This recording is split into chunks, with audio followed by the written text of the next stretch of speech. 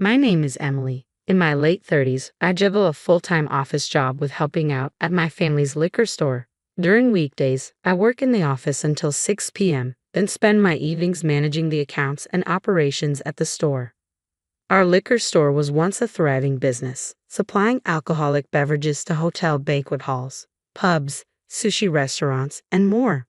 We enjoyed a near monopoly in the neighborhood as there were no other liquor stores around. However, recent years have brought significant changes. New regulations limiting the hours alcohol can be served have drastically reduced consumption. Banquets have become rare, and pubs have even stopped serving alcohol in the evenings. These changes have led to serious financial difficulties for our family business. As the eldest daughter, with my sister Noah already married, the responsibility of our struggling family liquor store fell on my shoulders. My parents were terrible at managing finances, and their outdated business practices only made things worse as the store's fortunes declined.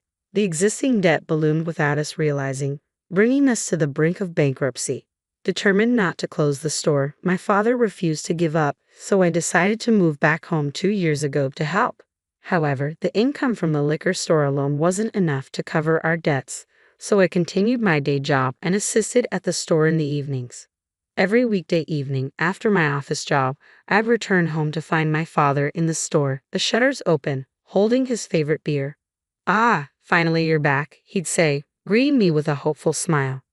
"Dad, are you drinking again?" "These bottles aren't selling. I'm just drinking them." My father, having consumed quite a bit of alcohol, reeked of it, and his speech was slurred. "Dad, that's enough. Don't drink the merchandise," he responded loudly. "Don't lecture me, the daughter who can't even get married." With that, he stumbled into the house. I cleaned the cluttered store and dived into the books for the day. Dinner didn't happen until after 9 p.m. when I finished the store's closing tasks. I'm used to it, but I still get hungry. Since my parents had already gone to bed, I headed to the kitchen to make instant ramen and started preparing breakfast for the next morning. My mom prefers bread for breakfast and my dad likes rice, so every day I prepare both a Western and Japanese meal. This is how my day ends. On the weekends, when I finally have a day off, I set my alarm for 10 a.m., hoping to sleep in. However, my mother wakes me up at 8 a.m. "Hey, heat up your father's miso soup quickly." "Why?" "You can do that, Mom." I refuse. "Why should I have to do the housework when you're here?" "Now get up." My mother seems to mistake me for a housemaid. True, I've always been meticulous and enjoyed cooking and cleaning, so I naturally took on the housework.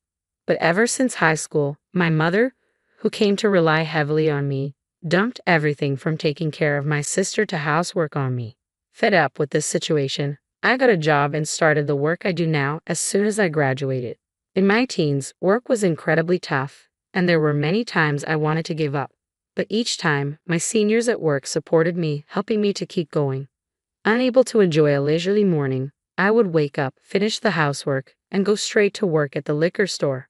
I began shouldering the family debt when the business started to struggle, a total of $3 million a year. Frankly, it's not an easy sum to manage. I lived frugally to repay the debt, using only $1 cosmetics from the dollar store and packing homemade lunches. I endured the cold as long as I could to save on heating bills. In a bid to pull us out of this situation, I took it upon myself to help rebuild our family business. I believed that just supplying alcohol to local businesses wasn't going to cut it. I suggested to my dad that we leverage the internet, but he was resistant, saying, "Our old way is the best way." "I'm not the problem, the world is." While I was deep in thought about the business, my mom would nudge me with household chores. "Is lunch ready yet? Did you hang the laundry?" Juggling these tasks left me with little time to devise and execute a plan to revitalize the business, always keeping me a step behind. After considerable effort, I successfully launched online sales using the internet, focusing on rare alcoholic beverages available at our store. With restrictions limiting people's movement, this treasure hunt-like approach to online sales became popular, and our business began to thrive. Simultaneously, our store's online presence attracted more foot traffic. My already limited free time dwindled further, leaving me with hardly any time to myself. I kept pushing forward, driven by the goal of alleviating my parents' debt. Finally, things were turning around, and my parents were becoming more financially stable. Around that time, I received the news. Noah's expecting a baby. "Congratulations. That's wonderful," A grandchild. I beamed with joy, but my mother's expression turned cold. That's why you need to leave this house. What? I couldn't comprehend what she was saying. Confused, I looked at my mom, and my dad, who had been eavesdropping with a drink in hand, chimed in. Noah and his wife will be moving in here. Pack your things and go. But I came back to take care of both of you. My pleas fell on deaf ears. My sister had always been carefree, rarely lifting a finger around the house. Despite her initial ambition to become a preschool teacher, she dropped out of college after just a few months, claiming boredom. Even after marrying, she continued to rely on our parents' financial support.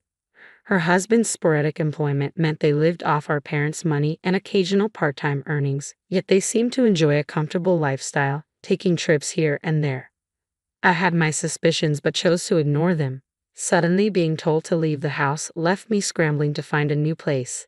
Busy as I was, I pleaded with my parents for at least 2 months' grace period. I put the liquor store work on hold and began the search for a new home. One day, my dad called my workplace. Emily, what the hell are you doing? The store is too busy. Come home right now.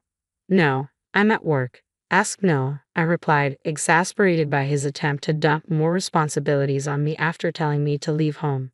Frustrated, I hung up the phone. A few minutes later, my boss approached me. Emily, your father's on the phone again. Again, I apologized for the inconvenience, I said, picking up the phone. My father started repeating his earlier demands, his voice growing louder with each word. Emily, you can leave early today if you need to, my boss offered, sensing the situation's urgency. Despite having work to finish, I didn't want my father's incessant calls to disturb the office any longer, so I decided to leave early that day.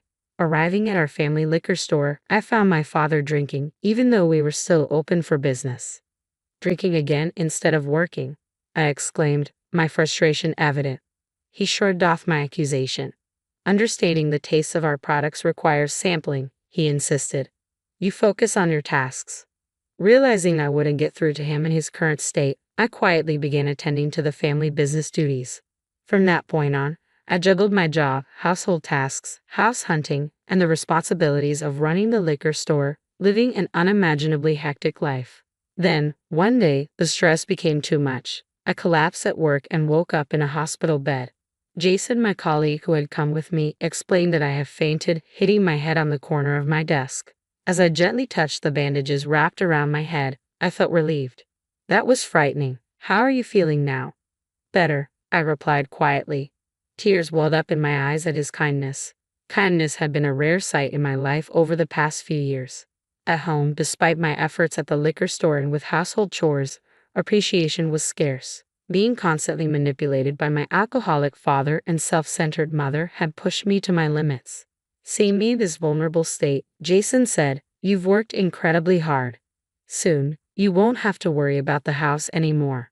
Let's take it easy from now on." Grateful for Jason's empathy, I nodded. Moving out was on the horizon. The thought of it gave me renewed strength to endure it a little longer. Finally, I found a house and began preparing to move out. Despite this, my parents incessantly nagged me to clean every nook and cranny of the house for my younger sister and her husband, who were moving in. Fed up with being the obedient daughter, I finally stood my ground. "Why don't you handle it yourselves? It's not my responsibility anymore." My retort seemed to catch my parents off guard. My father responded sharply, "What's with the attitude? We'll be glad to be rid of someone like you."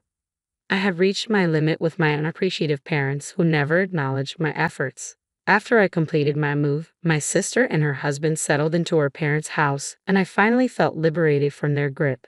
During the weekdays, I focused on work, typically home before 8 p.m. Weekends became a cherished time for sleeping in, leisurely walks, shopping, and reclaiming precious moments for myself. Each day was a newfound joy. Then, 1 month later, a phone call left me bursting into laughter. "What's going on with this month's debt payment?" It was my mother suddenly calling in anger. "Wait, a debt? Wasn't that created by you guys?" Despite all the effort I put into rebuilding the liquor store business and handling all the house chores, who was it that kicked me out for their convenience? I didn't give my mom a chance to respond. And in the background, Noah chimed in. "Please help us out. I had no idea about the debt. I thought the liquor store was thriving and I could have an easy life coming back home." His pleas continued, but life wasn't going to be that simple. All I could do was laugh at the self-centeredness of my family, now including my sister and her husband. 4 adults should be able to manage their finances, right? When I mentioned this, I could hear my mom and Noah arguing loudly on the other end of the phone. They hurled insults, blaming each other for their inaction, completely forgetting I was still on the line. The argument escalated for several minutes. As I listened, disappointment in my family deepened, strengthening my resolve to distance myself from them. My dad, constantly drinking and avoiding work. My mom, unwilling to handle household chores. Noah, preferring not to work and relying on her parents. And Noah's husband, equally uninterested in employment. With such an attitude among 4 adults, the income from the liquor store couldn't possibly cover the nearly $1,000 in monthly debt payments and living expenses. Fed up, I declared, I don't want to be involved anymore. By the way, I'm getting married soon and plan to move overseas in a few months. Don't rely on me anymore. Upon hearing this, my mom reacted hastily. Overseas? You must have a lot of money. Don't go overseas. Come back home. I reached my breaking point and hung up on her. They kept calling, but I refused to answer any more calls from my family. The next day, I changed my cell phone number and asked my workplace to block any calls intended for me. Being in America allowed me to create distance from my family, and with the support of those around me, I began to rebuild my life. Several months later, just before leaving America, I received word from a relative that the online liquor store business I had built was in trouble. Mismanagement had led to delayed shipments, incorrect orders, and a flood of customer complaints. Negative word of mouth spread quickly, tarnishing the store's reputation and impacting sales. Concurrently, my father's daily drinking habits became a local talking point, casting a shadow over the store's image and reducing customer traffic. Sales plummeted, and the store, which had been on the path to financial stability, was forced to shut down. The 4 individuals, now lacking credibility, struggled to find employment locally. Unable to repay their debts, they lost the store and the house they had used as collateral, leaving them without means of income or a place to stay. After losing their home, the family of 4 desperately tried to reach out to me. Fortunately, my extended family, who had become my allies, protected my whereabouts, allowing me to avoid contact with them. Despite Noah's wife being pregnant and nearing her due date, all 4 adults remained unemployed. Their daily quarrels, discussions on survival strategies, and reluctance to seek employment eventually devolved into petty arguments and blame games.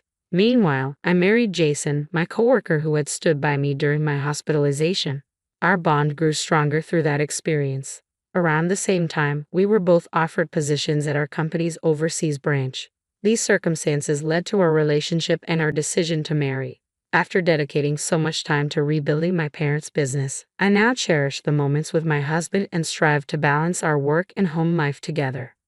For years, my family took my sacrifices for granted. They neglected to put in any effort, relying on others for everything, with only their own benefit in mind. It was predictable what would happen to people who never bothered to try. I am grateful to those who rescued me. Using my family as a negative example, I strive to live a fulfilling life, considering not only my own interests but also those of others.